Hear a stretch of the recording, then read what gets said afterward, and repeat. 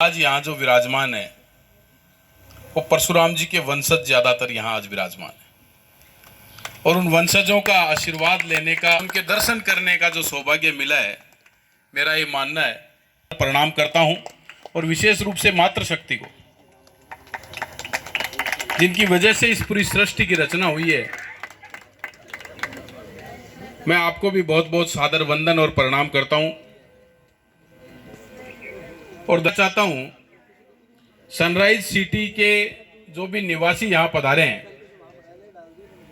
आप सभी का, युवा साथियों का, कि आपने बुलाया, यहां मान सम्मान दिया, और विशेष रूप से धन्यवाद अंतर्राष्ट्रीय ब्राह्मण महासंघ, आप सभी पदाधिकारियों का, सदस्यों का और महिला पदाधिकारियों का, कि आपने मुझे यहां मंच दिया और इस मंच पे आकर आपने जो सम्मान दिया है, इसको मैं हमेशा हमेशा के लिए याद रखूंगा। क्योंकि मेरा ये मानना है में जो रचना हुई है वो है जाति की, और जाति की रचना में धर्म में ब्राह्मण कोई भी नहीं है। और आप सब जानते हैं कि ब्राह्मण समाज में ब्राह्मण का यदि आदर किसी ने किया है तो वो राजपूत है, क्षत्रिय है। और मैं तो हमारे जो छोटे बच्चे भी हैं उनको भी हमेशा ये कहता हूं कि जब तक आप अपने संस्कार अपने अंदर रखेंगे, आप ये मान के चलना कि आपका जीवन पतन नहीं हो सकता।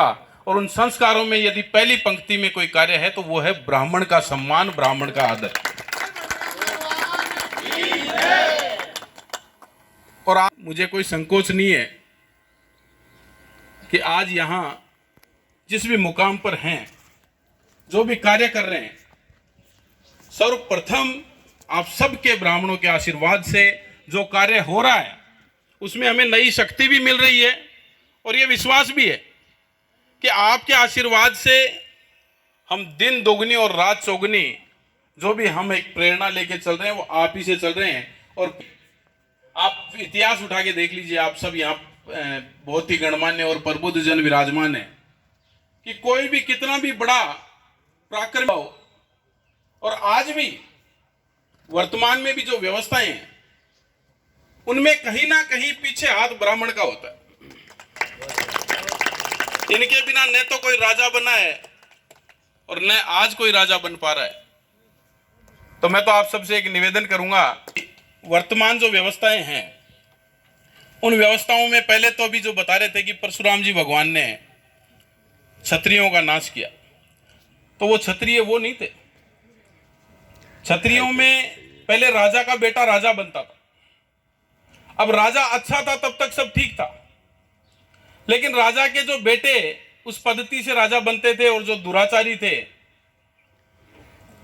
जो प्रजा का ध्यान नहीं रखते थे, निश्चित रूप से उनका संहार होना आवश्यक भी था। और परिस्थितियों के अनुसार जो हुआ वो सब व्यवस्थाओं के अनुसार जो होना था वो सही हुआ। लेकिन आज परशुराम जी के वंशज सामने बैठे हैं और आज की जो व्यवस्थाएं हैं वो भी किसी से छुपी नहीं है। आज जो राजा बन रहा है वो हमारे वोट के अधिकार से बन रहा है। आज राजा का बेटा राजा नहीं बन रहा है। आज हम जिसको चाहें, जैसा हमारे दिमाग में है, जैसा हम सोचते हैं, उसी को हम राजा बना रहे हैं। मेरा तो ये निवेदन है, ऐसा नहीं है कि सनराइज सिटी की समस्याओं का मुझे ध्यान नहीं है। यहाँ क्या क्या समस्याएं हैं, मैं बहुत बार आया भी हूं। छोटी छोटी समस्याएं जो मेरा ये मानना है कि यहाँ राजा पिछले 20 साल से बनते आ रहे हैं। ये तो जोटवाड़ा का सौभाग्य है कि यहां से जो भी विधायक बनता है वो मंत्री बनता है, और जो भी सांसद बना है वो भी मंत्री बना है, चाहे पार्टी कोई भी रही हो। दुर्भाग्य यह है कि वो राजा वोट लेने के बाद में उस वोट लेने के एहसान को भी भूल जाते हैं, उस जनता को भी भूल जाते हैं। तो मैं तो ये कहूंगा कि जब आपके पास में उनका संहार करने की ताकत आज व्यवस्थाओं ने दी है, और समय आने पे अब आप देखना बारिश होने वाली है, चुनाव आने वाला है, तो बहुत से बरसाती मेंढक आपके सामने होर्डिंग, पोस्टर और अनेकों तरीके से आपको मिलेंगे। मैं तो मेरे लिए भी नहीं कह रहा हूं, मैं भी ये नहीं कह रहा हूं कि मुझे कोई वोट कर, उसको चुनिएगा, क्योंकि आपके 1 सेकंड का बटन दबाने का मतलब है 5 साल, और 5 साल नहीं, वो 10 साल हो जाता है, क्योंकि वो काम करेगा तो आपको 10 साल आगे लेके जाएगा, नहीं करेगा तो 10 साल पीछे लेके जाएगा। तो ये निर्णय तो आप लोगों को करना है। इसके लिए मैं आपको ये भी नहीं कह रहा, मैं पुनः कह रहा हूं कि कोई मुझे ही चुने, मेरे से भी कोई बेहतर हो उसको निर्णय करके चुने, ताकि वो आपकी आवाज बन सके, और वरना तो परशुराम जी बनके उनका संहार करने की ताकत आपके हाथ में फरसा है, उठा के कर देना संहार। और रही बात सनराइज सिटी की, तो मुझे पहले भी मैं यहाँ कार्यक्रम में हाजिर हुआ था और छोटे मोटे कुछ काम बताए हुए हैं। मैं महीने 2 महीने में जल्द से जल्द उनको पूरा करने का मेरे निजी रूप से प्रयास भी करूंगा, और ये विश्वास भी दिला रहा हूं, एक विश्वास दे रहा हूं आज है और इस पवित्र प्रांगण में खड़ा होके, कि ईश्वर ने धन दौलत सब कुछ दिया है। मैं भी चाहूं तो पिछले 14 साल से आपके बीच में हूं, और जोटवाड़ा विधानसभा क्षेत्र में कोई कोहिनूर हीरे की कोई खान तो है नहीं जो मैं खोद के ले जाऊंगा। 14 साल से आप लोगों के बीच में हूं, और जब जब संकट आया, चाहे कोरोना काल हो, चाहे और भी कोई काम हुआ हो, मैंने कभी पीछे मुड़ के नहीं देखा। आप लोगों को जहां जहां जरूरत पड़ी, मैं मेरी जान की परवाह किए बगैर आप लोगों के बीच में उपस्थित रहा हूं, और ये विश्वास दिला रहा हूं आज यहां कि जब भी मेरे हाथ में आप लोगों की दी हुई ताकत होगी, ज्यादा समय नहीं है, 6 महीने बाद में आपके सामने मौका भी है, और ये लेकिन आपको ये पता होगा कि मेरी ताकत क्या है, और मेरे अंदर जो ताकत होगी आपको जरूरत पड़ने पे एक कदम आगे रख के आप लोगों को वापस लौटाऊंगा। और पुनः मैं आप सबका आभारी हूं, और मेरे बुजुर्ग और सम्मानित सभी यहाँ विराजमान हैं, मैं आपको पुनः सादर वंदन करता हूं, प्रणाम करता हूं, महिला शक्ति को प्रणाम करता हूं, और पुनः विश्वास दिलाता हूं कि मेरी जरूरत जहां भी पड़े, कोई जरूरी नहीं है पद पे रहूं या न रहूं, लेकिन आपको लगे कि आपके भाई में, आपके बेटे में इतनी ताकत है, यदि आपको जब कभी भी जरूरत पड़ेगी आप करवाना, और मैं आपके लिए तत्पर रहूंगा। जय हिंद, जय भारत, जय परशुराम भगवान की। धन्यवाद। आज मेरा एक कार्यक्रम है आगे, तो मैं इजाजत चाहूंगा आप सभी से। 5 मिनट हमारे जो महिला पदाधिकारी है उनका मोमेंटम मैं चाह रहा हूँ आपके कर कमलों से हो जाए। आदरणीय मंजू शर्मा और हौसला उपजाई करें।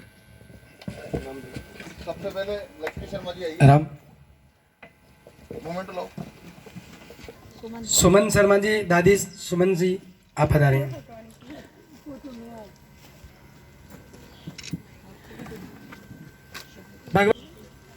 हेमलता मिश्रा जी आइए।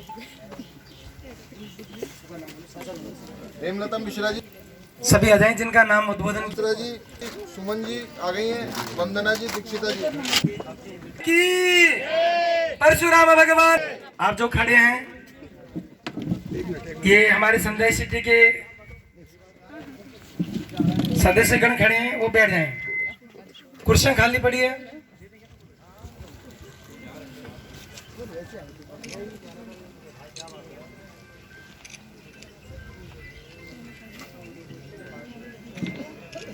हमारी भी आ गई क्या? एक सेकंड।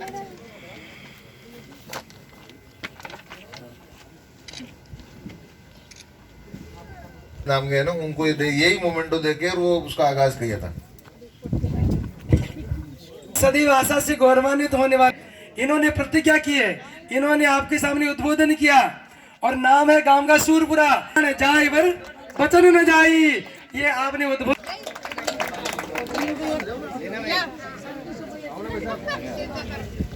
मेरे को बेचना है। आ जाओ इधर, आ जाओ भैया, ये बात को मैडम, आपके बाद मैडम आप ही की बात सरोज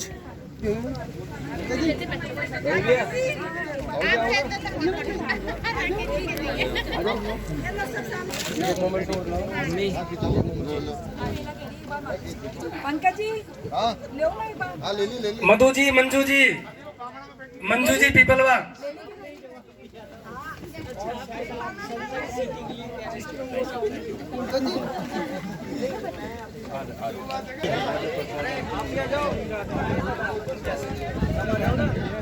पंकज जी ऐसा आप आए